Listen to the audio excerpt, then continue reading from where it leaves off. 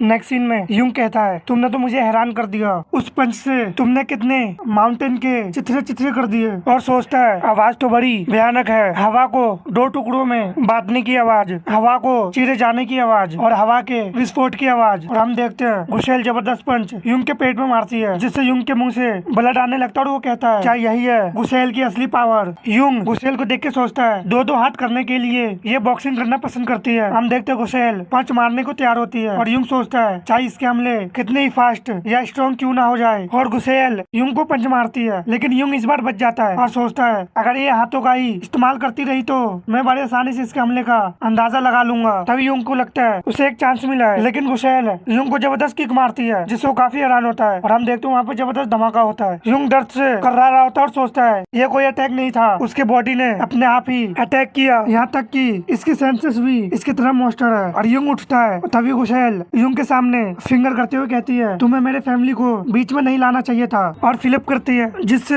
यूं जमीन से टकराता है, जमीन भी टुकड़े होने लगते हैं। यूं सोचता है ऐसा लग रहा मेरी आंखें उछलकर बाहर आने वाली थी। तभी हम सैंड को देखते हैं और गुशेल भी काफी इंजर्ड और थकी हुई लग रही होती है। तभी गुशेल के पीछे सैंड से बना जाइंट हैंड आ जाता है, लेकिन गुशेल यूं का पैर पकड़ लेती है, जिससे यूं कहता है ये नहीं हो सकता। और गुशेल उसे उठाकर जमीन पर धे मारती है, जिसे वो टप्पा खाकर दूर जाके गिरता है। गुशेल सोचती है उसने तो अपने अटैक को ही अपने शील्ड के रूप में यूज किया, ऐसा तो मैंने पहले कभी नहीं देखा। क्या ये इसकी इंटेट इंस्टिंक्ट है। और हम देखते हैं यूं अपने जाइंट हैंड से खुद को बचाता है। और गुशेल सोचती है सोचा नहीं था कि इतनी थकान महसूस होगी। मुझे ये तो नहीं पता कि उसने क्या चालाकी की है, लेकिन मेरा शरीर भारी से लगने लगा है। मेरी लाइटिंग पावर भी वापस नहीं आई है। अपनी लाइटिंग पावर यूज करती है, लेकिन छोटे से चिंगारी निकलती है, जिससे गुशेल कहती है इससे तो झटका भी नहीं लगेगा। यूं खड़ा होते हुए कहता है नहीं, लॉकडाउन जल्दी हटने वाला है, मुझे काम जल्द निपटाना होगा इससे पहले कि बात हाथ से निकल जाए। और यूं हीलिंग एबिलिटी यूज करता है, जो एलिसा का होता है। गुशेल ये देख के कहती है मैं यही सोचूं कि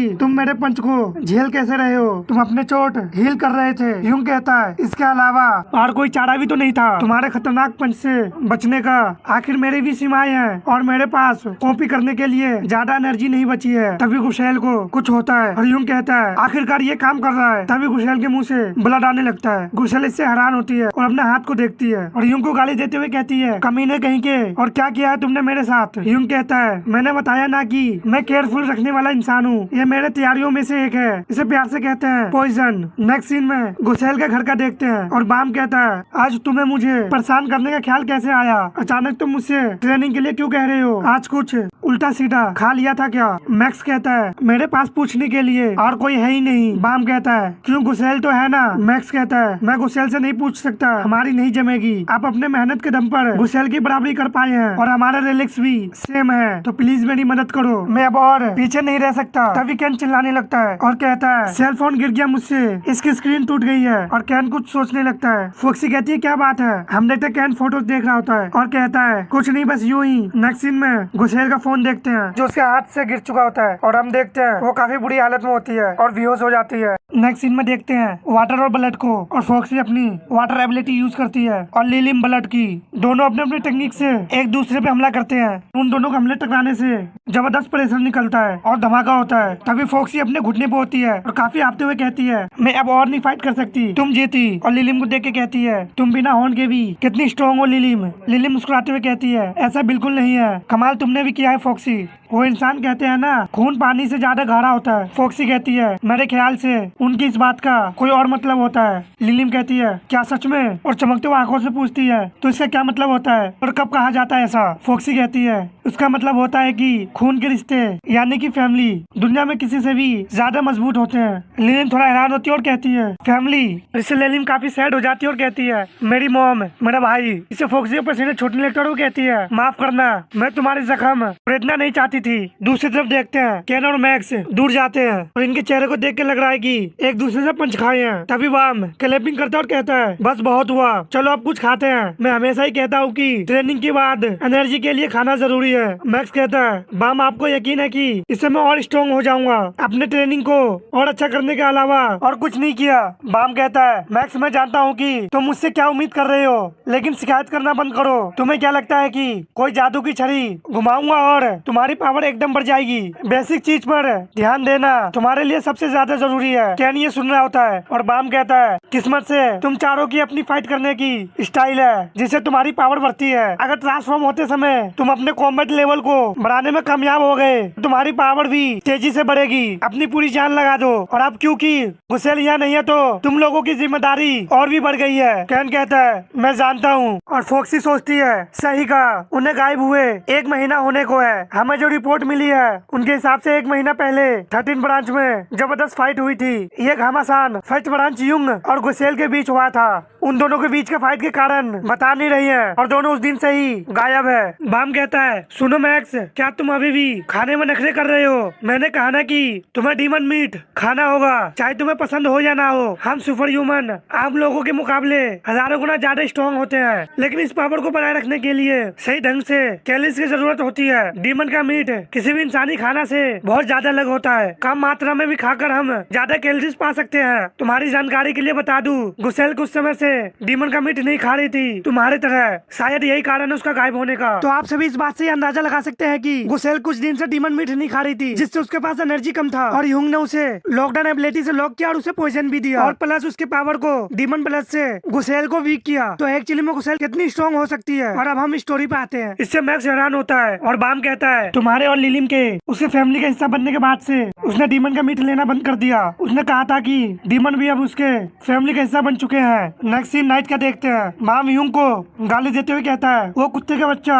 युंग पता नहीं क्या खिचड़ी पक रही थी उसके दिमाग में जो वो गुसेल से फाइट किया। और बाम अपना पास्ट सोचता है। और हम एक सिटी को देखते हैं जहाँ एक गली में कोई कहता है मेरा जबड़ा, उसका नाम गुसेल बताया था ना, ये पहले ब्रांच वाले किस पागल को ट्रेनिंग दे रहे हैं और वो मेरे साथ काम करने वाली है। मैं दोबारा उससे उलझने की गलती नहीं करूंगा। तभी उसका डोर रिंग करता है। वो कहता आ रहा हूँ मैं, और जाके डोर को खोलता है और देख के काफी हैरान होता है कौन गुसेल। और हमें पता चलता है ये बाम है। और हम गुसेल को भी देखते हैं जो कहती है लगता है सही रूम में घुसी हूँ। बाम कहता है मैं थक गया हूँ, मुझे नहाने जाना है और फिर सीधे सोने। तो जो कहना जल्दी कहो। गुसेल कहती है बड़े सरियल हो तुम। उसे पोटली देते हुए कहती है ये लो मैं तुम्हारे लिए लाई हूँ। ये एक स्पेशल डीमन का मीट है जो सिर्फ फर्स्ट ब्रांच के लोगों को ही मिलता है। ये थकान में राहत देने के लिए बढ़िया है। बाम कहता है थैंक्स, लेकिन तुम ये मुझे क्यों दे रही हो? गुसेल कहती है क्योंकि तुम एक अच्छे ओपोनेंट थे।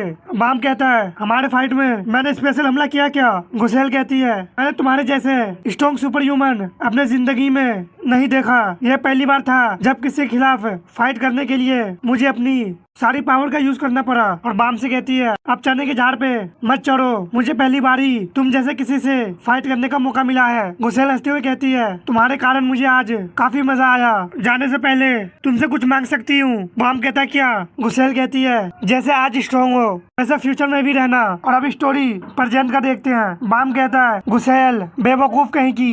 और गुसेल को याद करता है और अपने शिकार को तोड़ते हुए कहता है तुमने कहा था कि अपने बच्चों को प्रोटेक्ट करोगी। नेक्स्ट सीन में एक और पास्ट स्टोरी को देखते हैं और कोई कहता है प्रोगेटरी में हर 100 साल में एक बार ब्लैक मून निकलता है। हम मून को देखते हैं जो पूरी तरह से ब्लैक होता है। और स्टोरी सुनाने वाले कहता है जब तक ब्लैक मून आसमान में रहता है तब तक डीमन किंग अपनी चिन्ह के पावर का यूज नहीं कर सकता। और इससे यह होता है कि इस दौरान किंगडम के बीच कोई टकराव नहीं होता। लेकिन हम लिलिम की मॉम को देखते हैं। इसी दिन मेमन ने ग्रीड के किंगडम पर अटैक कर दिया और मेमोन कहता है मेरी प्यारी ग्रीड की क्वीन, आज तुम ये ओहदा अपने नाम के आगे आखिरी बार सुनोगी। और क्वीन अपने बेटे से कहती है ईडन अगर मुझे कुछ हो गया तो तुम्हें हमारे फैमिली को प्रोटेक्ट करनी होगी। मेमोन और क्वीन एक दूसरे को देखते हैं। फिर वहाँ पे फाइट शुरू हो जाती है। स्टोरी सुनाने वाला कहता है फाइट काफी लंबी चली। लिलिम कहती है दिन तक को भूल गए थे लेकिन आखिरकार हम जंग हार गए। मेमोन कहता है तुमने मुझे निराश किया। तुम जैसी स्ट्रॉन्गेस्ट डीमन ने परिवार जैसे चीज के लिए खुद की बलि चढ़ा दी। तुम्हारे लिए फिर से बच्चे पैदा करना कौन सी बड़ी बात होती? तुम्हारी बेवकूफी ने ही आज तुम्हें हराया है। क्वीन ग्लेटनी किंग को बोलती है मेरे भूख में कमी की वजह भी तुम ही हो, है ना? हम ग्लेटनी किंग को देखते हैं जो कुछ बोलता नहीं। और मेमोन डीमन को हंसते हुए कहता है शायद, लेकिन इसका अंतिम नतीजा फिर भी यही निकलता है, यानी कि हार। तुम्हारे पुराने ओहदे की खातिर मैं तुमसे इज्जत से कह रहा हूँ। क्वीन ये सुननी होती है और मेमोन कहता है विरोध करना बंद करो और उस रॉयल स्टम्प को मुझे सौंप दो। बदले में मैं तुम्हारे बच्चों की जान बख्श दूंगा। क्वीन कुछ सोचती है तभी क्यून को कोई कसके पकड़ लेती है और हम देखते हैं ये छोटी लीलिम होती है। क्यून लीलिम को देख के कहती है अपनी जवान से पीछे मत हटना मेमोन। मेमोन हंसते हुए कहता है बिल्कुल सही फैसला किया तुमने। क्यून लीलिम के सिर पे हाथ रखती है और उससे कहती है लीलिम आज के बाद से तुम्हें अपने भाई की बात माननी है। और मुस्कुराते हुए कहती है मेरी प्रिंसेस, मैंने सोचा था कि एक दिन तुम्हारी शादी होते हुए देखूंगी। तभी एक स्लैश लगता है और क्यून का सिर कट जाता है जिसका ब्लड लीलिम के ऊपर गिरता है और उसका सिर धड़ से अलग हो जाता है। लीलिम ये देखकर माँ का नाम चिल्लाती है और अब स्टोरी पर जानकर देखते हैं। और लीलिम कहती है उस दिन ये हुआ था, उसके बाद से मेमोन ने मुझे अपनी जनरल के रूप में बड़ा किया। बाम कहता है ये दुख भरी यादें हमें बताना तुम्हारे लिए काफी मुश्किल रहा होगा, इसके लिए तुम्हारा शुक्रिया। वो कमीने का बच्चा अब इंसानी दुनिया पे कब्जा करना चाहता है, लेकिन वो ब्लैक मून क्या वो बिल्कुल हमारी दुनिया जैसा है? लीलिम कहती है नहीं वो अलग है, हमारे प्रोगेटरी में 2 मून है, उनमें से एक ब्लैक है। मेमोन इसलिए इंसानी दुनिया में अपनी हुकूमत चाहता है क्योंकि यहाँ कोई ब्लैक मून नहीं है। बाम कहता है अच्छा यानी वो ब्लैक मून इसकी कमजोरी है और सोचता है इसकी कई बात से ये तो साफ है कि स्टैम्प न केवल किंग को डीमन पर राज करने की पावर देती है बल्कि उससे जुड़ी और पावर भी होती है। मुझे इससे कुछ और बातें भी जाननी है, लेकिन ये पहले से ही बहुत दुखी है इसलिए मैं इसे और परेशान नहीं करना चाहता। और उन सभी से कहता है तुम सभी जानते हो ना कि हम कल से ही थर्ड ब्रांच में काम पर लग जाएंगे, तो घर जाकर खराटे मत भरना। थर्ड ब्रांच को बनाने का काम खत्म हो चुका है। दुख की बात यह है कि जब से वो गायब हुई है तब से डीमन अपने बिलों से निकलने लगे हैं। रिपोर्ट को देखते हुए कहता है काफी समय से हम अपने खुद के मिशन पर नहीं गए हैं, सभी अपना पूरा दम लगा देना।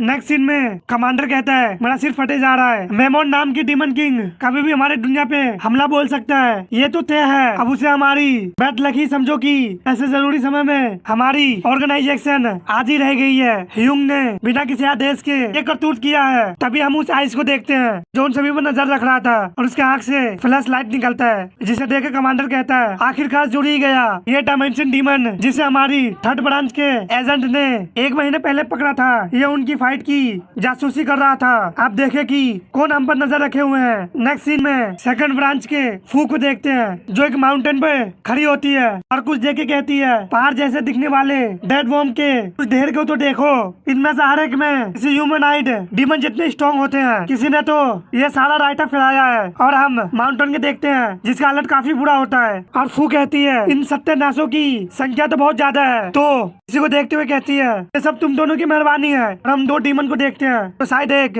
हाउंड के मेंबर लग रहा है और डीमन उसे घूर के देखता है। नेक्स्ट सीन में माउंटेन के देखते हैं जहाँ पर धमाका होता है जिससे माउंटेन के टुकड़े हो जाते हैं। हम फू को देखते हैं जिससे सिर से ब्लड आ रहा होता है और वो कहती है कमीने कुत्तों, और सोचती है ये कोई आम डीमन नहीं है, ये मेरे सोच से भी कहीं ज्यादा स्ट्रॉन्ग है। और हम उन दोनों डीमन को देखते हैं, उनमें से एक अपने वेपन को हाथ में पकड़कर काफी स्पीड से फू को और फेंकता है। हम देखते हैं वो फू के काफी पास पहुंच चुका होता है। तभी फू सैंड से उसे ब्लॉक करती है, अपने सामने देख के हैरान होती है। हम देखते दूसरा डीमन उसके ऊपर हमला करने को तैयार होता है। तभी डीमन फू को जबरदस्त हिट करता है जिससे फू माउंटेन से टकराती है, जिससे माउंटेन का टुकड़े टुकड़े हो जाता है। और दूर हटने के बाद हम देखते हैं वो डीमन फू को देख रहे होते हैं। फू खांसते हुए मलबे से बाहर आती है और कहती है मेरा पूरा शरीर दर्द से चीख रहा है। अब पता चला डेड वॉर्म पे क्या बीतती है। तभी फू अपने आसपास सैंड को इकट्ठा करती है और कहती है तुम्हें पता है मुझे खुद पे भरोसा है कि मैं एक साथ कई दुश्मनों से फाइट कर सकती हूँ। उस सैंड को नुकीली करते हुए उन दोनों डीमन पे हमला करती है और कहती है काम तमाम। वो दोनों डीमन उसे देख के थोड़ा हैरान होते हैं और हम देखते हैं नुकीले सैंड काफी स्पीड से उन्हें लगता है। और फू कहती है अगर मैं गलत नहीं हूँ तो मैंने सभी को एक साथ हमला किया है, लेकिन चीखने की एक आवाज तक नहीं आई। उन्हें दर्द नहीं हुआ क्या? और हम देखते हैं उनके शरीर में कई सारे नुकीले सैंड लगे होते हैं। इससे फू हैरान होते हुए कहती है तुम लोग जिंदा हो ना? बोलो। धूल शांत होने के बाद फू कहती है बड़े जाहिल है ये कमीने। और हम देखते हैं वो दोनों अपने शरीर से नुकीले सैंड अपने हाथों से निकाल रहा होता है। फू कहती है जरा देखो तो अपने हाथों से इन्हें बाहर निकाल रहे हैं। तुम लोगों को सच में दर्द महसूस नहीं होता है ना? और उन्हें देख के सोचती है इनके जख्म भरने की स्पीड तो लाजवाब है, यानी इतने चोट से इन्हें कोई खास फर्क नहीं पड़ने वाला। इस येलो आइस वाले की एबिलिटी ठंड है और इस रेड वाले की। तभी वो दोनों काफी स्पीड से वहाँ से गायब हो जाते हैं। इससे फू काफी हैरान होती है, अपने सैंड से उस डीमन को ब्लॉक करती है, लेकिन वो डीमन फिर से काफी स्पीड से गायब हो जाता है। फू भी उनकी स्पीड को मैच कर पा रही होती है और वो दोनों एक दूसरे पे हमला करते हैं। जब वो दोनों का हमला आपस में टकराता है और जबरदस्त धमाका होता है। फू कहती है ऐसे बचकाने हमले मुझे खरोच तक नहीं पहुंचा पाएंगे। तभी फू काफी हैरान होती है। हम किसी के पैर को देखते हैं। फू सोचती है इनकी संख्या बढ़ती जा रही है और हम 2 और डीमन को देखते हैं। फू उन्हें देख के सोचती है क्या इनके और भी साथी हैं। मुझे ये तो नहीं पता कि ये डीमन आखिर है कौन, लेकिन एक बात तो तय है, इनका टारगेट मैं हूँ। और फू अपने थर्ड आई ओपन करते हुए कहती है अगर तुम्हारा और भी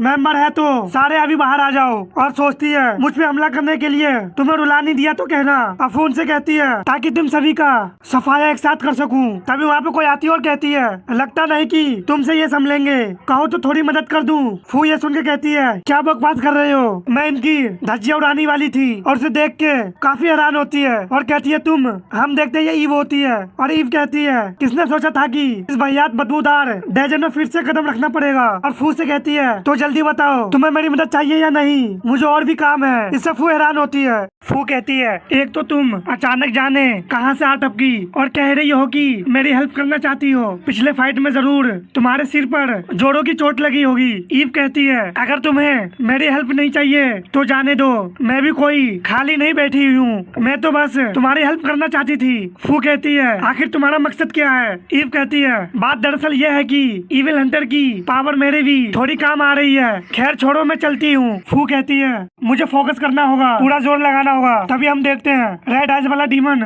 फू के पीछे पहुंच जाता है और उसके चेहरे पे जबरदस्त पंच मारता है। फू कहती है इसकी तो डीमन पंच में और फोर्स लगाता है जिससे फू काफी स्पीड से दूर जाके गिरती है। और हम देखते हैं वहाँ जबरदस्त धमाका होता है। फू जाके माउंटेन से टकराती है और सोचती है मैं नहीं जानती हूँ कि मैं इन सभी से अकेले निपट सकती हूँ, लेकिन फिर भी ये मेरे लिए सिरदर्द बनते जा रहा है। और फू कहती है पहले मुझे खुद को शांत करना होगा और फिर इनसे एक एक करके निपटना है। तभी हम देखते हैं फू आइस से फ्रीज हो चुकी होती है और कहती है अचानक ही मेरी पावर, तुमने मुझे कब फ्रीज किया, तुम लोग तो मुझे चैन से सांस तक नहीं लेने दे रहे। और हम देखते हैं येलो आइस वाला डीमन किया होता है। फू कहती है फिर से। तभी हम देखते हैं रेड आइस डीमन फू को दोनों हाथ से पंच मारने को तैयार होता है। तभी फू कहती है मेरे जैसे मास्टर एक ही तरीके से 2 बार बेवकूफ नहीं बनने वाली। और वो सैंड से बने नुकेले काफी बड़े नुकीले रेड बना लेती है। इससे रेड आइस डीमन काफी हैरान होता है, वो जाके उससे हिट होता है और हम इसका असर दूर से भी देख सकते हैं। तभी येलो आइस डीमन भी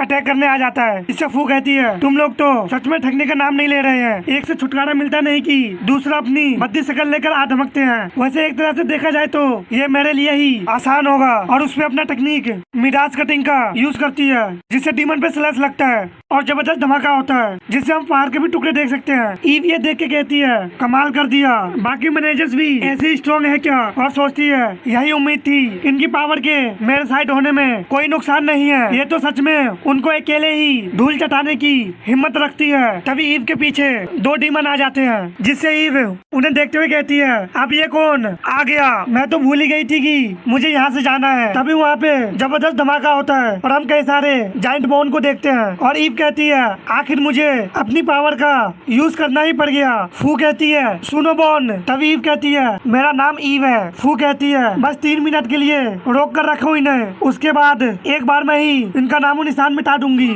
ईव कहती है कॉन्फिडेंस से भरी लग रही हो और कहती है बहुत आसान है, दिए तुमको 3 मिनट। तभी वो दोनों डीमन ईव पे अटैक कर देता है और उन तीनों के बीच घमासान फाइट चलने लगती है। कुछ समय बाद हम देखते हैं ईव हाफ रही होती है और चिढ़ती हुई कहती है अभी तक तुम्हारे 3 मिनट पूरे नहीं हुए, आखिर और कितनी देर तक मैं इनसे भिड़ी रहूं। फू कहती है अच्छा काम किया अब बस। और उसके थर्ड आई से जबरदस्त प्रेशर निकलता है और वो कहती है डेविल जिन प्रकट हो। ईव ये देख के कहती है इस कमीनी लड़की की तो और हम हुआ एनर्जी से बने जाइंट जिन को देखते हैं। ईव कहती है ये इतना बड़ा क्यों है और हम तीनों डीमन को देखते हैं और ग्लटनी किंग को भी। तभी उन चारों डीमन को कुछ फील होता है और वहाँ से गायब हो जाते हैं और हम देखते हैं धमाके से पहाड़ के भी 2 टुकड़े हो जाते हैं और ईव वहाँ पे खड़ी होती है। तभी हम ग्लटनी किंग को देखते हैं जो मुस्कुरा रहा होता है और वो चारों डीमन किसी और माउंटेन पे खड़े होते हैं, फिर वहाँ से गायब हो जाते हैं। फूक इससे कुछ समझ में नहीं आता और भड़कते हुए कहती है अब ये क्या नाटक है, वो सभी कमीने कहाँ उड़न छू हो गए, मैंने उनके लिए कितनी मेहनत की थी। नेक्स्ट सीन में कमांडर को देखते जो कहता है तो तुम्हारी अभी कहे गए बातों का मतलब यह है कि ग्रीड ऑफ किंग और किंग ऑफ प्राइड दोनों की रजिस्ट्रेशन हट चुकी है और उन दोनों ने इंसानी दुनिया पर अटैक करने के लिए हाथ मिला लिए हैं। ईगल कहता है इस जानकारी के लिए मैं शुक्रगुजार हूँ, लेकिन मुझे समझ नहीं आया कि तुमने मुझे ये बताया क्यों। क्या ये तुम्हारी कोई चाल है या फिर तुम हमें बिल्कुल बेकार समझते हो। किंग ऑफ प्राइड लूसीफर, हम लूसीफर को देखते जो कहता है बिल्कुल समझते हैं और तुम्हें पहले से बता देने से भी नतीजा बदलने वाला तो नहीं है और अचानक हमला करना मेरा स्टाइल नहीं है। ईगल को इससे काफी गुस्सा आता है और लूसीफर कहता है मेरे बातों का कोई गलत मतलब मत निकाल लेना, ये कोई जंग नहीं है, ये तो हमारे लिए सिंपल हंट करने जैसा है, लेकिन अगर तुम लोगों ने इस खेल में पूरा दम लगाया तो शायद हम किसी पर रहम भी कर दे। और हंसने लगता है। ईगल कहता है तो तुमने मेरे सामने एक रास्ता छोड़ा है। कमांडर के हाथ के रिंग से हमें यह पता चलता है कि कमांडर की एबिलिटी हीलिंग है जिसका यूज ह्यूंग ने किया था और कमांडर का नाम ही अलीसा है। और कमांडर कहता है अगर मैं वो तुम्हारे हवाले कर दूं तो तुम्हारी सेना जंग में शामिल नहीं होगी, ठीक समझा ना मैंने। लूसीफर कहता है उसे थोड़ी इज्जत दे के बात करो क्योंकि वो अभी भी मेरे लिए काफी जरूरी है और एक लीडर होने के नाते मुझे उम्मीद है कि तुम सही फैसला लोगे। मेरी आंखें जल्दी उससे मिलने की आस लगाए बैठी है, उस ब्लड डीमन लिलिम से। नेक्स्ट सीन हेडक्वार्टर को देखते हैं और ईगल कहता है जैसा कि मैं पहले ही बता चुका हूँ हम नहीं जानते कि ये कमीने डीमन कब हमला करेंगे, लेकिन एक बात तो तय है मैमोन और लूसीफर ने हाथ मिला लिए हैं और उनकी रजिस्ट्रेशन भी हट चुकी है। इसके अलावा उनकी एक टुकड़ी ने सेकंड ब्रांच की मैनेजर फू पर भी हमला किया। किस्मत से उसे कुछ नहीं हुआ, लेकिन वो हमारे मेंबर कम करने के फिराक में है। बाम कहता है क्योंकि वो सेकंड ब्रांच को अकेले ही संभालती है इसलिए उन्हें वो एक आसान शिकार लगी होगी। ईगल कहता है जितना जानकारी मैं तुम्हें अभी दे रहा हूँ वो लूसीफर ने मुझे सीधे इस डायमेंशनल डीमन के द्वारा बताया है। कैन कहता है डायमेंशनल डीमन आपका मतलब स्पीति गैंड से है, अगर ये सच में एक डायमेंशनल डीमन है तो ये यहाँ से क्यों नहीं चला जाता। लिलिम कहती है गधे कहीं के, एक ही तरह के डीमन में अलग अलग की पावर होती है। डायमेंशनल डीमन 3 तरह के होते हैं, एक वो जो डायमेंशनल पोर्टल खोल सकते हैं, दूसरा वो जो कहीं भी आ जा सकता है और तीसरा जो देखता है उसे दिखाता है। ईगल रिपोर्ट को देखते हुए कहता है एक बात और, कल बातचीत के दौरान लूसीफर ने हमारे सामने एक डील रखा है। लिलिम क्या तुम्हारा लूसीफर से कोई संबंध है? लिलिम इससे थोड़ा हैरान होती है और ईगल कहता है उसे इंसानी दुनिया से किसी ब्लड डीमन की तलाश है। सीधे सीधे कहूँ तो तुम्हारी, जैसा कि तुम्हें पता है कि वो अभी अस्थायी रूप से मैमोन से हाथ मिलाए हुआ है, लेकिन उसने कहा है अगर हमने तुम्हें उसे सौंप दिया तो वो मैमोन से डील तोड़ देगा। इससे तो यही लग रहा है कि वो कमीना केवल तुम्हारे लिए इंसानी दुनिया पर अटैक कर रहा है। क्या इसके पीछे कोई खास वजह है? तुम्हारे उसके साथ होने से क्या लूसीफर को कोई फायदा होने वाला है? लिलिम अजीब शक्ल बनाते हुए कहती है मैं आपको नहीं बताना चाहती। मैक्स कहता है ये डीमन हंटरों की मीटिंग है, क्या तुम हमारी हेल्प नहीं कर सकती? लिलिम कहती है मैंने कहा ना कि मुझे कुछ नहीं बताना, और वैसे भी मुझे कौन सा तुम लोगों की तरह पेमेंट मिलती है तो मैं कुछ क्यों बताऊं। मैक्स कहता है तुम्हारी बात में दम तो है। हम देखते ईगल इससे चिढ़ जाता है और फिर शांत होते हुए कहता है खैर इससे कोई फर्क नहीं पड़ता, हम नहीं जानते कि उसे तुम क्यों चाहिए और इस बात की भी गारंटी नहीं है कि तुम्हें सौंपने के बाद वो क्या करेगा। फिलहाल हमें उनके लिए तैयारी करना होगा। बाम हंसते हुए कहता है इनका दिमाग घसक चुका है। लिलिम का जवाब नहीं। नेक्स्ट सीन में फॉरेस्ट का सीन देखते हैं जहाँ एक जबरदस्त धमाका होता है और कैन को जबरदस्त पंच मारता है, लेकिन मैक्स कैन के पंच से बड़े आसानी से बच जाता है जिससे मैक्स भी हैरान होता है और मैक्स चिढ़ते हुए कहता है ये कोई समय नहीं है ढिलाई करने का और कहता है मैं जा रहा हूँ। कैन कहता है अभी से मैं और फाइट कर सकता हूँ। मैक्स चिढ़ते हुए कहता है छोड़ो भी, तुम्हारा ध्यान बिल्कुल भी नहीं है, बस कल के मिशन के लिए देर मत करना, और मैक्स वहाँ से चला जाता है। नेक्स्ट सीन में कैन को देखते हैं जो काफी सैड होता है। तभी बाम और फोक्सी वहाँ पे आते हैं और फोक्सी कहती है ऐसा लग रहा है जैसे कैन में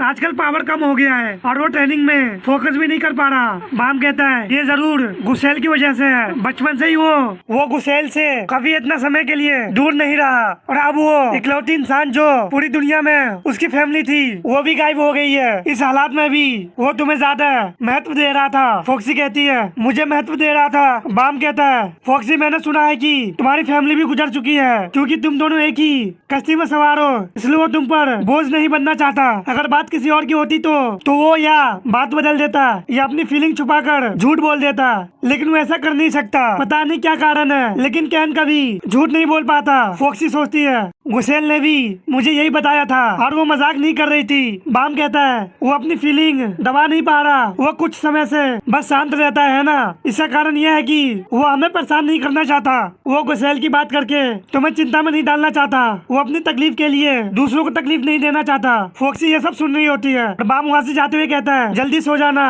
कल हमें मिशन पे जाना है। फोक्सी कहती है जरूर, गुड नाइट, और कैन को देखती है और ट्रांसफॉर्म होके और कैन के पास जाने लगती है। हम देखते हैं कैन अभी भी भी सेट बैठा होता है तभी उसके पास फॉक्सी आती है, जिससे कैन उसको देखता है और कैन को उससे कुछ समझ में नहीं आता। हम देखते हैं फॉक्सी यंग रूम में आती है। कैन उसको देख के कहता है, फॉक्सी तुमने अपने रूप क्यों बदल लिया? हम देखते हैं फॉक्सी स्माइल करती है और फिर उसे हक कर लेती है। कैन को इससे कुछ समझ में नहीं आता और फॉक्सी कहती है, तुम्हें सब अकेले सहने की जरूरत नहीं है, तुम मुझसे कभी भी बात कर सकते हो, सब ठीक है, मैं यूं ही तुम्हारे साथ। तभी कैन को गुसेल याद आने लगती है और वो कहती है, कैन तुम्हें चोट लगी है क्या? रोने की कोई बात नहीं है, अब से बिल्कुल भी नहीं, सब ठीक है, तुम्हारी मॉम तुम्हारे पास है। इससे कैन के आंखों में आंसू आ जाता है। हम देखते हैं फॉक्सी अभी भी कैन को हक कर चुकी होती है। फॉक्सी कहती है, बस चिंता मत करो, बेहतर लग रहा है। और फॉक्सी सोचती है, जितना सोचा था उससे ज्यादा शर्म आ रही है और कहती है, अपने फैमिली के बारे में सोचते ही मुझे मेरे फादर याद आए कि वो मुझसे क्या कहते थे। और हम देखते हैं फॉक्सी का फादर कहता है, एक दुखी दिल के लिए जादू की झप्पी से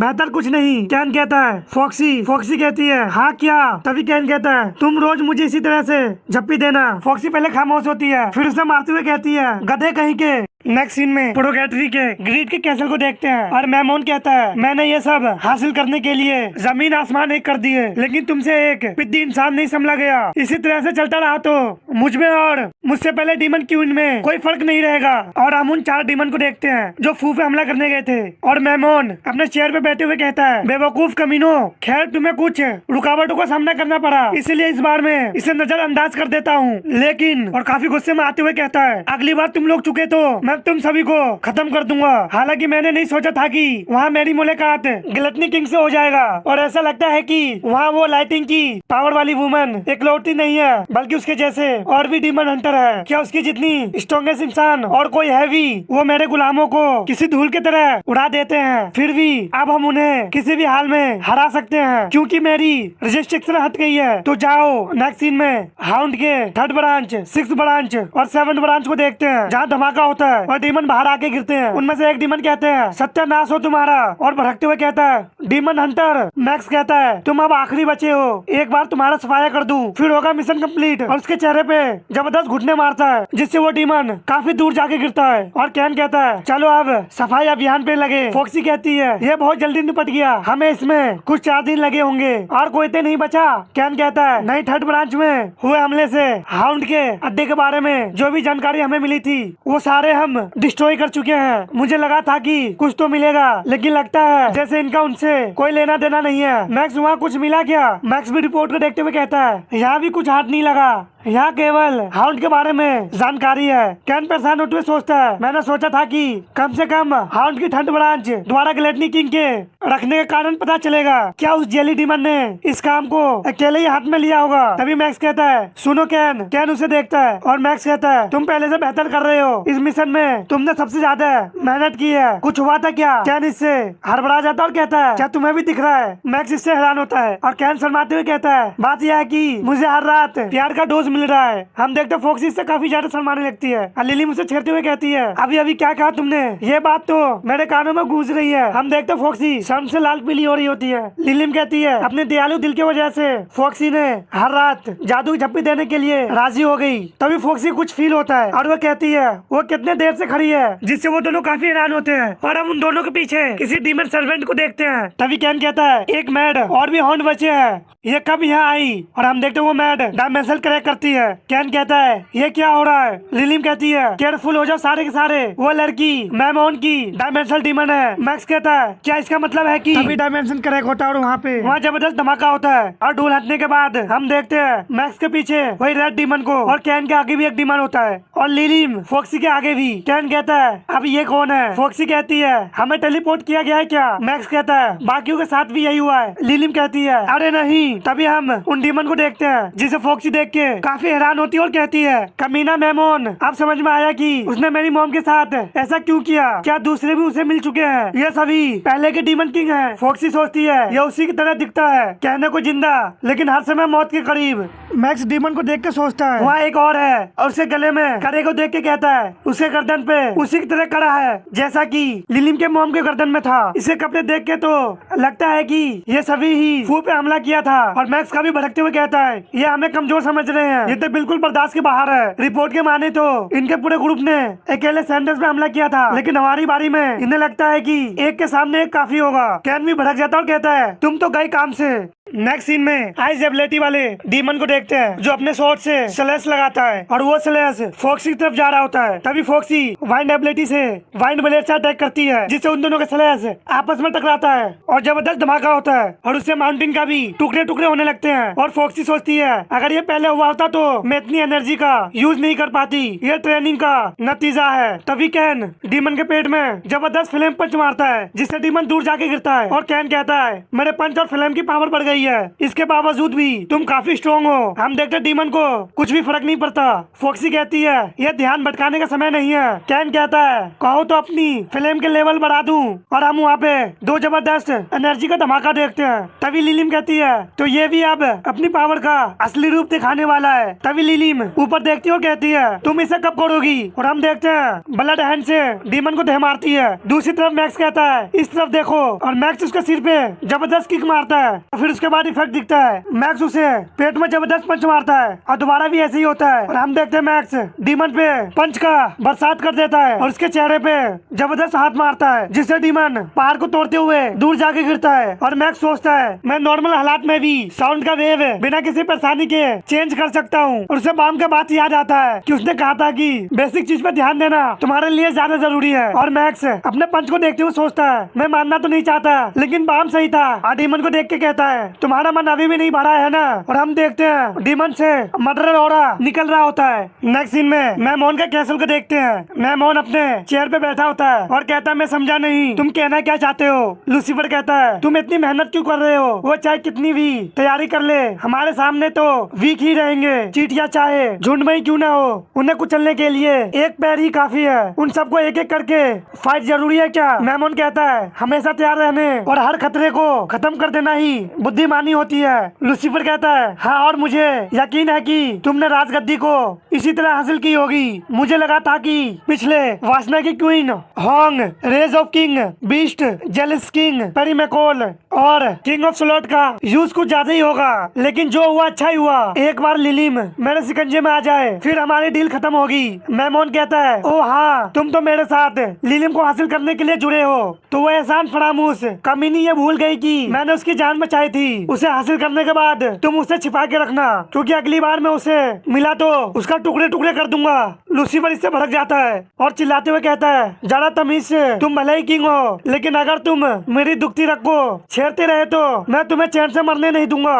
मैमोन भी इससे काफी भड़क जाता और कहता है लगता है जैसे सटियाई जा रही हो बुढ़ाओ, कहो तो अभी तुम्हारा किस्सा खत्म कर दूं। लूसीफर इससे डेविल की तरह हंस रहा होता है। और नेक्स्ट सीन में माउंटेन के देखते हैं जहाँ जबरदस्त 4 एनर्जी बीम निकलता है और फिर शांत हो जाता है। फॉक्सी कहती है मुझे यही उम्मीद थी, इस फाइट के लिए तुम अच्छी तरह से तैयार होके आए हो। और हम फॉक्सी को देखते हैं जो डीमन से कहती है और तुम्हारी रजिस्ट्रेशन भी पहले ही हट चुकी है। और हम डीमन किंग सैलड को देखते हैं जिसका हॉर्न काफी बड़े हो चुके होते हैं। दूसरी तरफ हम डीमन किंग परिमेकोल को देखते हैं जो पंच मारता है लेकिन वो पंच हवा के चीरते हुए जाको कैन को लगता है जिससे कैन काफी दूर जाके गिरता है और उसके मुंह से ब्लड भी आने लगता है। कैन सोचता है ये क्या पागलपंती था, उसका फोर्स वाइंड से डिफरेंट है। तभी डीमन किंग पंच का बरसात कर देता है और पंच का फोर्स जाकर कैन को लगने लगता है। तभी डीमन किंग जेट हैंड से कैन पे अटैक करता है। कैन उसे देख के हैरान होता है और हम देखते हैं वहाँ पे जबरदस्त धमाका होता है। कैन सामने की ओर देख के मुस्कुराता है। हम देखते हैं उस हैंड का फोर्स पहाड़ को चीरते हुए निकल जाता है और कैन कहता है अगर मैंने खुद को इस हमले से नहीं बचाता तो मैं धूल बनकर उड़ जाता। और कहता है लेकिन कोई फर्क नहीं पड़ता, मेरा अटैक काफी तगड़ा होने वाला है। तभी कैन ब्लू फ्लेम एक्टिवेट करता है और जाके किक मारता है जिसे डीमन अपने हाथों से ब्लॉक करता है। हम देखते हैं कैन का किक वहीं पे रुक जाता है और ऐसा लगता है कि उन दोनों के बीच कोई दीवार हो। कैन सोचता है इसने दोबारा ब्लॉक कर लिया और ये जो भी छूता है वो एक अनबिलीवेबल स्ट्रॉन्ग दीवार बन जाता है। ये उसकी हॉर्न एबिलिटी है। तभी डीमन अपना टेक्निक मैनिपुलेशन ऑफ वैक्यूम का इस्तेमाल करता है। कैन सोचता है लगता है जैसे इसकी पावर वाइंड में मौजूद ऑक्सीजन से जुड़ी है। यह तो अच्छा है कि ये उस वाइंड को नहीं रोक रहा जो मुझे अपने फ्लेम के लिए चाहिए। और डीमन को देख के सोचता है इसका मतलब इसका संबंध जरूर इसकी करंट कंडीशन से है। और कैन कहता है तो क्यों ना और पावर लगाकर दीवार को ही तोड़ दिया जाए। इतनी ट्रेनिंग का कमाल दिखाने का यही समय है। और हम देखते हैं पर्पल फ्लेम कैन के पीछे इकट्ठा होने लगता है और वहाँ पर जबरदस्त धमाका होता है जिससे पहाड़ के भी टुकड़े होने लगते हैं। दूसरी तरफ मॉन्स्टर हैंड को देखते हैं जो कहता है सैकड़ों साल हो गए किसी किंग से आमना सामना नहीं हुआ। और हम देखते वो लूसीफर होता है और वो कहता है लेकिन आज मैं एक किंग को इतिहास के पन्नों से ही मिटा दूंगा। मैमोन भी अपने हाथ में एनर्जी बनाते हुए कहता है वैसे भी मैं बाद में तुम्हारा इंतजाम करने ही वाला था। और हम उसके आसपास कई सारे ब्लैक एनर्जी को देखते हैं और वो कहता है यहाँ केवल एक ही डीमन किंग की जरूरत है। तभी वो दोनों काफी गुस्से से एक दूसरे को देखते हैं। तभी प्रिजन फ्लेम का जबरदस्त धमाका होता है जिससे मैमोन हैरान होते हुए कहता है प्रिजन फ्लेम और कैन को देखते हुए कहता है ये नहीं हो सकता। और हम देखते हैं उसके आंखें फटी की फटी रह जाता है और वो कहता है इन डीमन हंटर ने अपने पास आखिर ये किसे पाला हुआ है। और हम वही डीमन किंग को देखते हैं और ये डीमन किंग हमें कई बार देखने को मिला है। और मैमोन कहता है मुझे यकीन नहीं होता कि किंग ऑफ रेस का फैमिली भी था। और हम कैन और उस डीमन के आइस को देखते हैं। नेक्स्ट सीन में डीमन किंग पेरी मकोल को देखते हैं जो फ्लेम को देख के थोड़ा हैरान होता है। कैन उससे कहता है क्या हुआ, चौंक गए? मुझे तो लगा था कि तुम्हारे चेहरे पर सिकन तक नहीं आती। खैर आराम का समय खत्म हुआ और डीमन को अपनी ओर बुलाता है। तभी डीमन कैन पे हमला करने जाता है। कैन भी हमला करने को तैयार होता है और कहता है ये हुई ना बात। और हम देखते हैं कैन डीमन को जबरदस्त पंच मार रहा होता है लेकिन demon vacuum ball plus Z hand से उसे ब्लॉक करता है। लेकिन इस बार डीमन का एबिलिटी काम नहीं करता और कैन उसे जबरदस्त पंच मारता है जिससे काफी बड़ा धमाका होता है और माउंटेन के टुकड़े टुकड़े होने लगते हैं। और हम देखते हैं डीमन के मुंह से ब्लड निकलता है। कैन स्माइल करते हुए कहता है तुमने इसे भी ब्लॉक कर लिया तो चलो अब इसको ब्लॉक करके दिखाओ। तभी डीमन काफी हैरान होता है और हम देखते हैं डीमन के पीछे काफी बड़े एनर्जी को। और कैन उसे कंट्रोल करते हुए कहता है एक बार इसमें फंसे तो तुम खुद को भी नहीं बचा पाओगे। और कहता है निकल जाओ इसे। और वो एनर्जी डीमन के पास आने लगता है और डीमन पूरी तरह से उस एनर्जी में फंस जाता है। कैन कहता है गेम ओवर। तभी वहाँ पे जबरदस्त धमाका होता है और कैन कहता है अब होगा सर्वनाश। और हम कैन को देखते हैं उसका भी एक होना आ चुका होता है। तभी डीमन धीरे धीरे कर गायब होना शुरू हो जाता है और जबरदस्त धमाका होता है जिसे हम दूर से भी देख सकते हैं। और धमाका शांत होने के बाद लिलिम कहती है जैसा कि मैंने सोचा था उन लोगों का पावर को देख के उन्हें हराना आसान नहीं होगा। मुझे यहाँ से जल्दी काम खत्म करके उनकी मदद के लिए जाना होगा। और लिलिम अपने हाथ को ब्लड से ज्वाइंट कर लेती है और लिलिम बताती है प्रोगेटरी में डीमन कीड़ों की तरह भरे पड़े हैं। ऐसे जानलेवा पागलपन में व्यवस्था कैसे बनाए रखी जा सकती है? इसका जवाब है एक किंग के जरिए। ये किंग वो पावरफुल डीमन है जो 7 डेडली पापों का साइन को अपनाता है और उनकी वजह से ही प्रोगेटरी बर्बाद होने से बचा हुआ है। ग्लटनी, प्राइड, सेलोट, जेलस, ग्रीड, एंगर और वासना। तभी हम डीमन क्वीन एंग को देखते हैं जो अपने पीछे ड्रैगन पंख को निकालती है और हमला करने को तैयार होती है और काफी स्पीड से लिलिम पे हमला करती है जिसे लिलिम देख के हैरान होती है। और डीमन क्वीन उस पे हमला करके आगे बढ़ जाती है और वहाँ पे धमाका होता है। लिलिम अपने आप को दोनों हाथ से ब्लॉक करती है और सोचती है वो हॉर्न की वजह से काफी फास्ट हो गई है। वो डीमन है इसलिए मेरा ब्लड का उस पे कोई असर नहीं होगा। हम देखते लिलिम के मुंह से भी ब्लड आने लगता है और वो सोचती है अब ये मेरी सिर दर्द बनते जा रही है। तभी डीमन क्वीन चिल्लाती है जिसके फोर्स से लिलिम दूर जाके गिरती है और लिलिम सोचती है एक अल्ट्रासोनिक वेव। और लिलिम सोचती है ब्लड का साइज बनाए रखने में इतना मुश्किल होता है। तभी डीमन क्वीन लिलिम के हाथ को पकड़ के उसे उखाड़ देती है। लिलिम कहती है मैंने किसी तरह से उसके हॉर्न उखाड़ दिए हैं। तभी डीमन लिलिम के हाथ को खाने लगती है। क्या उसे खा रही है? जिन यादों को मैंने सोचा था कि मुझे कभी याद नहीं रखना है, मुझे वो यादें फिर से आ रही है। काफी गुस्से में आते हुए कहती है क्या वासना की क्वीन की ये वही पावर है जिसके बारे में मेरी मॉम ने बचपन में मुझे बताया था? यही मेरी बर्बादी का कारण है। तो ये क्वीन की हॉर्न आने के बाद का एवोल्यूशन पावर है। और हमें माउंटेन से फाइट की आवाज आती है और हम मैक्स को देखते हैं जो डीमन को देख के कहता है क्या ये तुम्हारा रियल हॉर्न है और तुम्हारी बॉडी भी बड़ी हो गई है? डीमन मैक्स को घूर के देखता है। मैक्स कहता है अब ये क्या था, अपनी आंखें चढ़ाने की जरूरत नहीं है। और सोचता है जब डीमन जनरल के रजिस्ट्रेक्शन हट जाते हैं तो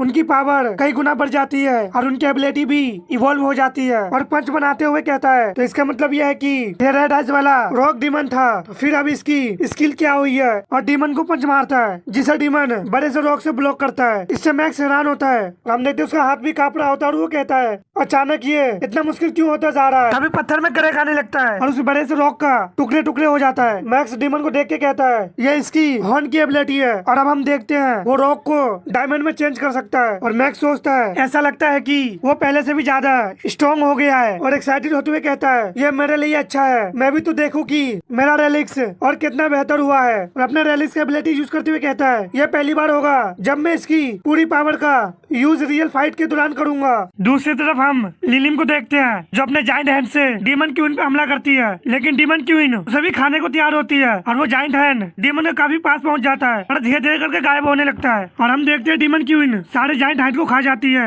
लिलिम इससे हैरान होती है और कहती है चाहे मैं जितनी भी कोशिश कर लूं ये मेरी सारी ब्लड खा जा रही है। और हम क्वीन के हॉर्न एबिलिटी को देखते हैं जो खाना होता है और लिलिम बताती है डीमन किंग बनने के लिए एक नॉर्मल पावरफुल डीमन से ज्यादा स्ट्रॉन्ग होना चाहिए और कई सारे असाधारण एबिलिटी एक किंग की पावर बाकियों को मुकाबले हाई लेवल पर होना चाहिए। लेकिन पिछले डीमन वासना की क्वीन की बैट है, बैट की खासियत या उनकी बॉडी पावर दूसरे किंग की तुलना में काफी नॉर्मल होती है, तो ऐसे में वो इस पद तक कैसे पहुंची? उनके हॉर्न के बढ़ने से उसकी पावर भी कई गुना बढ़ गई है। ब्लड चूस कर अपने ओपोनेंट के शरीर से ब्लड सक करने की एबिलिटी की बदौलत यही वो एबिलिटी थी जिसकी वजह से वो 7 किंग में से एक पद पा सकी। हम डीमन की उनके देखते हैं जो लिलिम की एबिलिटी को यूज कर रही होती है और लिलिम बताती है वो उन ओपोनेंट की एबिलिटी का यूज कर सकती है जिसका ब्लड उसने सक किया है। लिलिम डीमन को कहती है तुमने सारा मजा खराब कर दिया और सोचती है क्या वो मुझे उन लम्हे को याद दिला रही है जिसे मैं याद नहीं रखना चाहती। और हम देखते डीमन क्वीन लिलिम की एबिलिटी से कई सारे ब्लड से बने जाइंट हेड बना लेती है। लिलिम भी जाइंट कोबरा बनाती है और उन दोनों का अटैक आपस में टकराते हैं। हम देखते लिलिम स्नेक से खुद को कवर कर लेती है और डीमन क्वीन कई सारे हाथ से लिलिम पे अटैक करती है जिसे लिलिम अपने कोबरा से ब्लॉक करती है और डीमन को देखती है। हम देखते हैं काफी स्पीड से ब्लड लिलिम की तरफ जा रहा होता है और हम डीमन क्वीन को देखते हैं जिसके चेहरे पे शिकंज तक नहीं होता। तभी उन दोनों का हमला आपस में टकराते हैं और एक कोबरा डीमन क्वीन पे अटैक कर देता है जिससे डीमन क्वीन को भी थोड़ा मुश्किल होता है, लेकिन फिर उसे शक करने लगती है। लिलिम इससे हैरान होती है और कहती है ये गलत है, ये मेरे हर हमले को बस निकलती जा रही है। मेरा मन अपनी हॉर्न की नई एबिलिटी का इस्तेमाल करने के लिए तरस रहा है, लेकिन उसके लिए मुझे पहले मेरे भाई जैसे स्ट्रॉन्गेस्ट बॉडी चाहिए। अभी इस समय वीक हो जाऊंगी, ये सोचकर ही मेरा दिमाग खराब हो रहा है कि मैं अभी कुछ नहीं कर सकती। तभी लिलिम अपने हाथों पे ब्लड चलाने लगती है और कहती है लेकिन फाइट हारने से तो बेहतर होगा कि मैं इसका यूज कर ही लूं। और हम लिलिम के हाथ में ड्रैगन पंजे देख सकते हैं और लिलिम कहती है मैंने इस तरीके की फाइट में इसका यूज करने का नहीं सोचा था। और हम उसके पीछे ब्लैक पोर्टल को देखते हैं जिसमें से 3 जाइंट खोपड़ी निकलता है जिससे डीमन क्वीन थोड़ा हैरान होती है और लिलिम सोचती है इनमें से किसी एक का यूज करने में कोई हर्ज नहीं है और डीमन को कहती है अब तुम इसका सामना करने वाली हो। तभी एक खोपड़ी आगे की ओर जाने लगता है और लिलिम कहती है इसे मैंने मेहमान के लिए बचा के रखा हुआ था। और हम देखते वो खोपड़ी काफी स्पीड से डीमन क्वीन की तरफ बढ़ता है और वो डीमन क्वीन के काफी पास पहुंच जाता है। तभी डीमन अपनी मुंह खोलती है और उसे शक करने लगती है। लिलिम ये देख के कहती है बहुत ही अच्छे, भूल कर भी इसकी एक भी कीमती बूंद बर्बाद मत करना और अब तुम इस खोपड़ी को शक करो, इसमें सैकड़ों डीमन का ब्लड भरा है। और हम देखते हैं डीमन का हालत इससे खराब होने लगता है और वो नीचे से फूलना शुरू हो जाती है, लेकिन वो ब्लड को शक करना नहीं छोड़ती और वो ब्लड को शक करते ही जाती है। लिलिम हंसते हुए कहती है अब बात तुम्हारी खोपड़ी में घुसी या नहीं? डीमन इससे हैरान होती है और लिलिम कहती है जरूरत से ज्यादा खाना सेहत के लिए हानिकारक है। और हम वहाँ पे एक ब्लड का जबरदस्त धमाका देखते हैं। नेक्स्ट सीन में मैक्स पंच मारता है, लेकिन डीमन बड़े से रॉक से उस पंच को ब्लॉक कर लेता है। हम देखते हैं मैक्स का हाथ कांप रहा होता है और वो कहता है ये तो पक्का है कि ये कोई नॉर्मल डायमंड नहीं है और ऐसा लगता है कि इन्होंने अपनी पावर का यूज करके इसे और स्ट्रॉन्ग बना दिया है। और हम डीमन के हॉर्न एबिलिटी को देखते हैं जो रॉक को डायमंड में चेंज करने का होता है और डीमन घूर के मैक्स को देख रहा होता है। मैक्स कहता है मुझे ऐसे क्यों देख रहे हो, मुझे उनसे पीछे रहने का कोई शौक नहीं है। और वो भी अपना रेलिक्स का फर्स्ट फॉर्म वेलकरी यूज करता है और कहता है लगता है थोड़ा और दम लगाना होगा। डीमन अभी भी मैक्स को देख रहा होता है और अपने डायमंड से मैक्स पे अटैक कर देता है। वो डायमंड काफी स्पीड से मैक्स की तरफ जा रहा होता है। मैक्स उसे देख के कहता है हॉर्न निकलने के बाद इसकी पावर सच में और भी जानलेवा हो गई है। और वो डायमंड मैक्स के पास पहुंच रहा होता है और मैक्स सोचता है लेकिन इससे ये और ज्यादा हमला करने के सिवा कुछ और नहीं कर पा रहा, इसके हमले का तरीका भी नहीं बदला है और उसे डोज करते हुए कहता है बस हो गया, ये तो बहुत आसान है। इसके साथ भी कुछ गड़बड़ है, जैसे लिलिम की माँ के साथ था,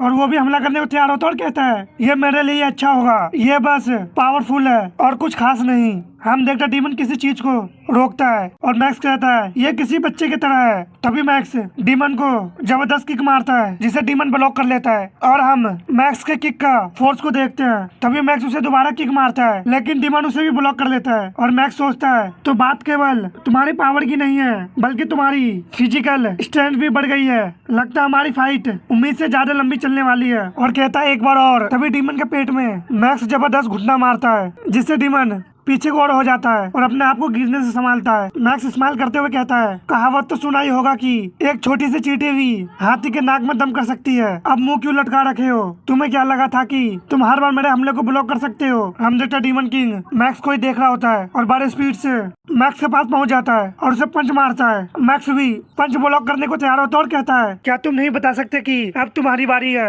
हम देखते डीमन जबरदस्त पंच मैक्स को मारता है जिससे मैक्स दूर जाता है और सोचता है ये काफी पेनफुल है और जाके माउंटेन से टकराता है और दर्द से कर्राने लगता है। तभी मैक्स के मुंह से ब्लड निकलता है और हम देखते हैं डीमन किंग उसके पेट में जबरदस्त पंच मारता है जिससे मैक्स माउंटेन को चीरते हुए दूर जाके गिरता है और अपने आप को संभालते हुए कहता है लगता है इन सभी का एक साथ सफाया करना थोड़ा ज्यादा ही हो गया, मार का बदला मार से लेने के लिए देर हो चुकी है, अब मुझे अपना स्पीड और बढ़ाना होगा। और सोचता है हालांकि ये मेरे शरीर की एनर्जी सक कर लेगा और मुस्कुराते हुए वेलकरी का सेकंड लेवल अनलॉक करता है। तभी डीमन किंग से ब्लड निकलने लगता है और हम देखते हैं मैक्स उस पर अटैक करके आगे बढ़ जाता है और कहता है देखने में शायद खास न लगे लेकिन स्पीड बढ़ने के साथ विनाशकारी पावर भी बढ़ जाती है। और हम डीमन के चेस्ट में बड़ा सा होल को देखते हैं और मैक्स कहता है पिछली बार की तुलना में इस बार डबल स्पीड होगा ये। तभी डीमन अपने घुटने पे आ जाता है और मैक्स स्माइल करता है और हम डीमन किंग बीस्ट को देखते हैं जो जमीन पे गिर जाता है और हम देखते हैं वो मर जाता है। मैक्स हाफते हुए कहता है ये भाई साहब तो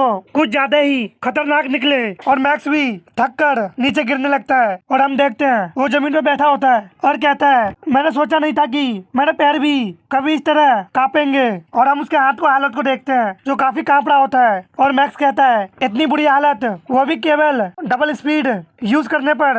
अगर इस रॉक डीमन ने अपने माइंड का यूज किया होता तो। और मुस्कुराते हुए कहता है लेकिन अब कोई फर्क नहीं पड़ता, जरूरी यह है कि जीत मेरी हुई। मैंने तो सोचा भी नहीं था कि स्पीड मेरा वेपन होगा। मेरा सारा ध्यान केवल अपनी फिजिकल स्ट्रेंथ को निखारने में लगा रहा था, इसलिए मैं रिलैक्स की पावर नहीं बढ़ा सकता चाहे मैं कितनी भी कोशिश कर लूं। अच्छा ही हुआ अब मेरे पावरफुल होने में कोई दिक्कत नहीं आएगी। तभी मैक्स हैरान होता है और कहता है बर्फ लगता है बाकी भी अपनी फाइट लाजवाब तरीके से लड़ रहे हैं। और कैन की एनर्जी को देख के कहता है यहाँ भी और लिलिम के ब्लड को देख के कहता है और वहाँ भी। और हम दूसरी तरफ फोक्सी को देखते हैं जो जमीन में पड़ी होती है और कहती है बाकियों ने अपने ओपोनेंट को निपटा भी दिया और एक मैं हूँ। और हम डीमन किंग सैलोट को देखते हैं और लिलिम कहती है तुम बहुत तंग कर रहे हो। और डीमन किंग सैलोट भी अपने हॉर्न का पावर यूज करता है और अपने स्वॉर्ड से नुकीला बर्फ जमीन से निकालता है। और हम देखते हैं फोक्सी अपना वाटर एबिलिटी यूज करती है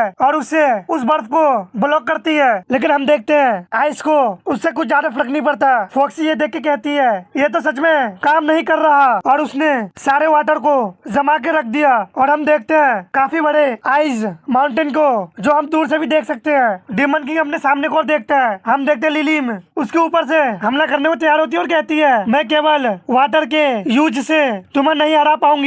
लेकिन हम देखते हैं डीमन किंग को इससे ज्यादा कुछ फर्क नहीं पड़ता और लिलिम अपने वाइंड एबिलिटी को यूज करते हुए कहती है लेकिन वाइंड को तुम भी फ्रीज नहीं कर सकते।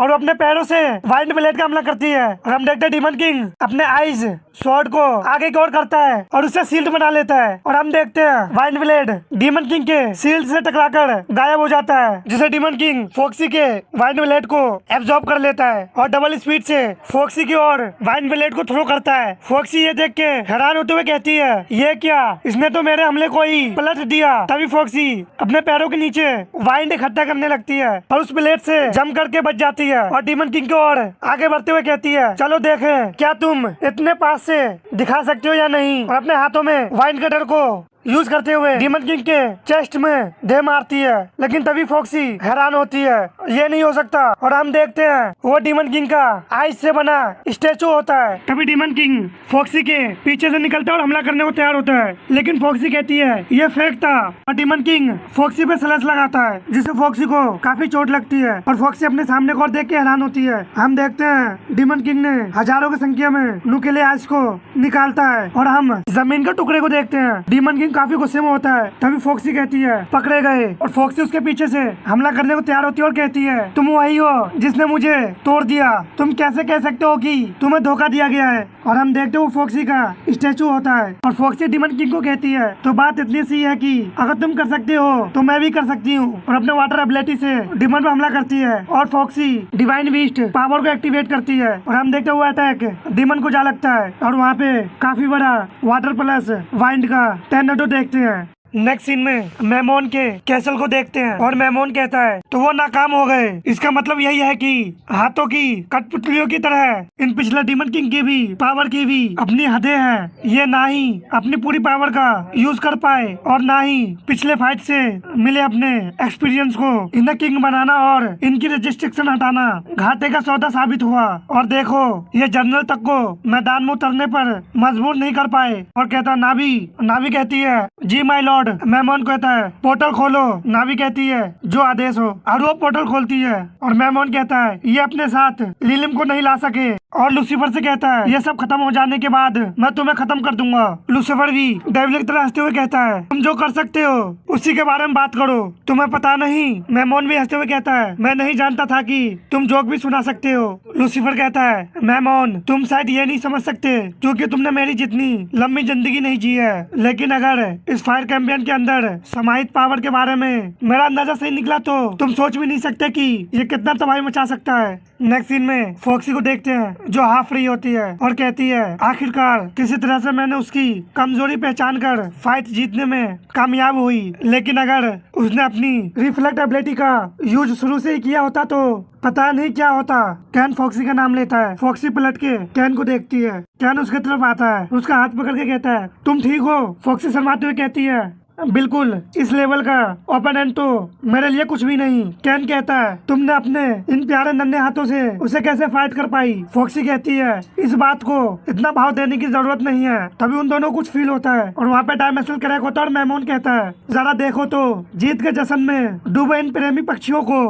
और मेमोन का पैर बाहर आता है और कहता है इन्हें तो ये भी नहीं पता कि असली फाइट तो अब शुरू होगी। जरा सोचो ये पहली बार है जब मैं डायमेंशनल डोर को पार करके तुम दोनों से मिल रहा हूँ। और मेमोन उनसे कहता है तुम सबसे मिलकर खुशी हुई डीमन हंटर। और मेमोन उन्हें देख के कहता है अभी तो फाइट भी शुरू नहीं हुई है और तुम लोग सतर्क हो गए, यानी तुम्हारी नजरें इतनी समझती है जो खतरे को पहचान जाए। और हम देखते हैं वो दोनों ट्रांसफॉर्म हो चुके होते हैं और मैक्स सोचता है दिमाग लगाने की इतनी जरूरत नहीं है। फॉक्सी भी कहती है हमारे बॉडी ने अपने आप ही बदल गए, मानो खुद को बचाने की कोशिश कर रहे हैं। मेमोन उन दोनों की तरफ हाथ करते हुए कहता है तो पहले घुटने टेको। हम देखते कैन पर जबरदस्त फोर्स बढ़ता है जिसे वो अपने घुटने टेक देता है। और कैन सोचता है ये अचानक से क्या हो रहा है, ऐसा लग रहा है जैसे कोई प्रेशर मेरे बॉडी को नीचे की ओर दबा रहा है। और फॉक्सी का भी यही हालत होता है और वो सोचती है क्या यही है ग्रेट किंग की पावर। हम देखते हैं मेमोन अपने हाथों में ब्लैक एनर्जी बना चुका होता है, डेविल तरह हंसने लगता है और मेमोन ग्रेविटी का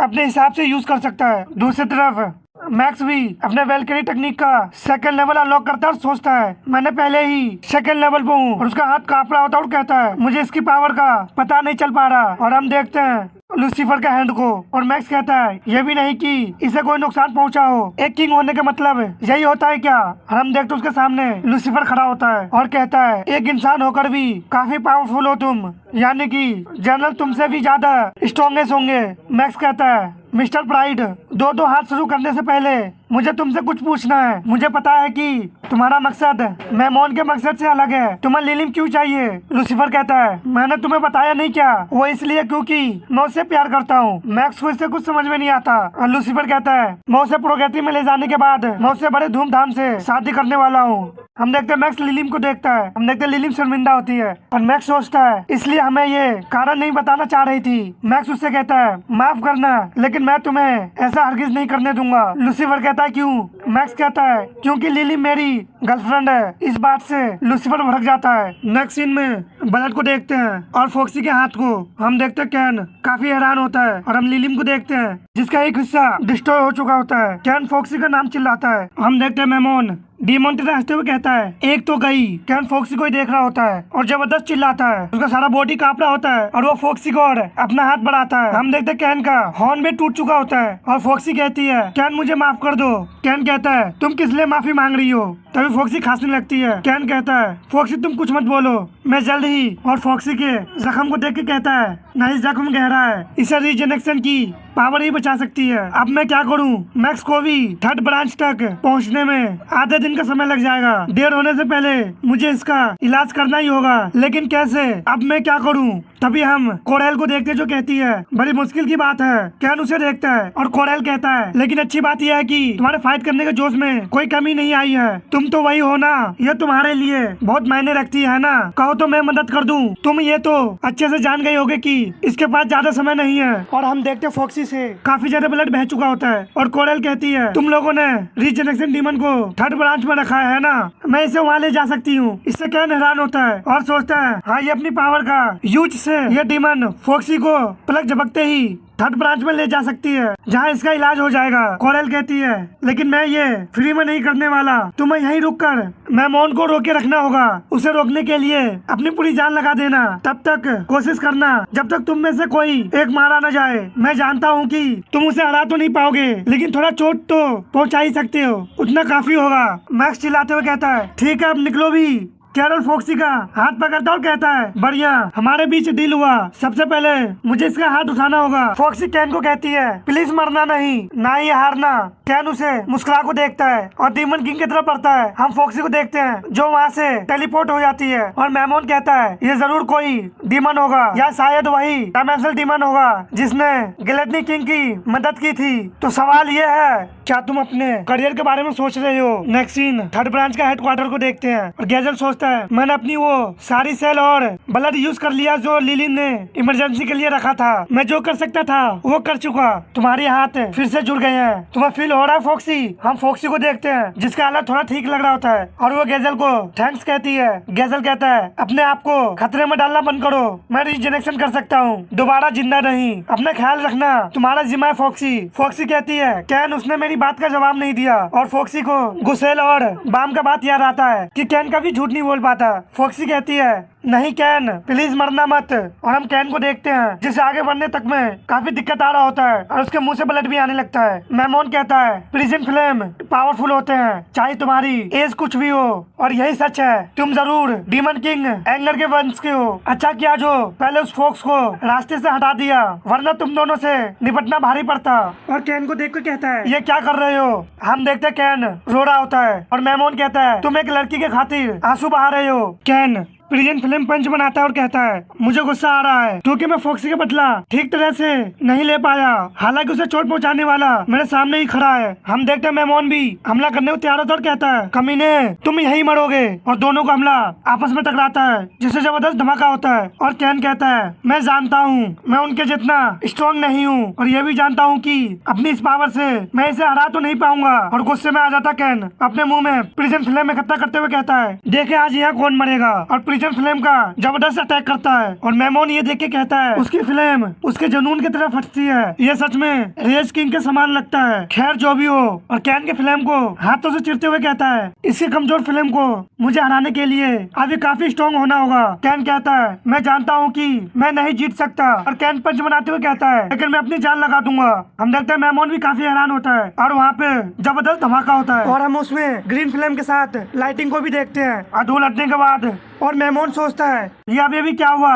वो फिल्म एक पल के लिए ग्रीन कलर में बदली थी और कैन को देखते हुए कहता है बात सिर्फ इसकी लपटी की नहीं है, क्योंकि इसका अटैक भी अलग था। इसकी फिल्म पर लाइटिंग भी चली थी बिल्कुल इसकी मॉम की तरह। मेमोन को इससे काफी बड़ा झटका लगता है और कहता है डीमन किंग लूसीफर ये कहना चाहता था। और मेमोन डीमन किंग रेस को गाली देते हुए कहता है ये क्या किया तुमने। और कैन को कहता है तुम मुझे लगा कि केवल हाफ ब्लड वाले हो, लेकिन तुम्हारी नसों में तो एंजल का भी ब्लड बह रहा है। कैन इससे हैरान होता है और कहता है एंजल ब्लड। और मेमोन बताता है एंजल की पावर और रिलिस का यूज करना या काबू करने की एबिलिटी केवल इंसानों में होती है। जाहिर है एंजल की पावर डीमन पावर से अलग होती है, ये दोनों आपस में कभी नहीं मिलते। लेकिन अभी अभी तुमने एक एंजल की लाइटिंग का यूज किया और वो भी डीमन फ्लेम के साथ। हम देखते हैं कैन को झटका लगता है और मेमोन कहता है तुम्हें इसका मतलब पता है, तुम वो जिसे इस दुनिया में होना ही नहीं चाहिए। तभी हम देखते हैं कैन के ऊपर जायंट मीटियोर को, जिसे देख के कैन काफी हैरान होता है और कहता है ये तो बिल्कुल पहले ही जैसा हो गया,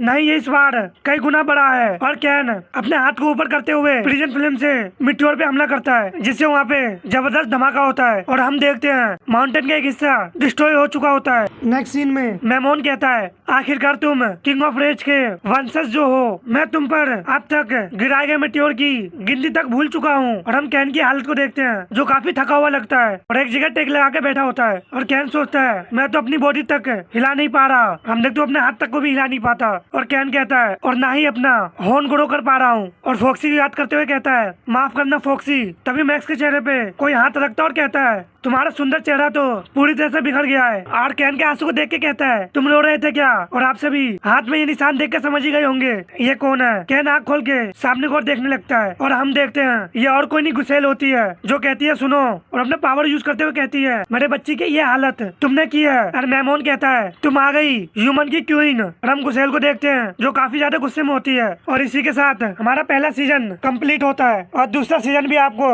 बहुत जल्द इसी चैनल पर देखने को मिलेगा।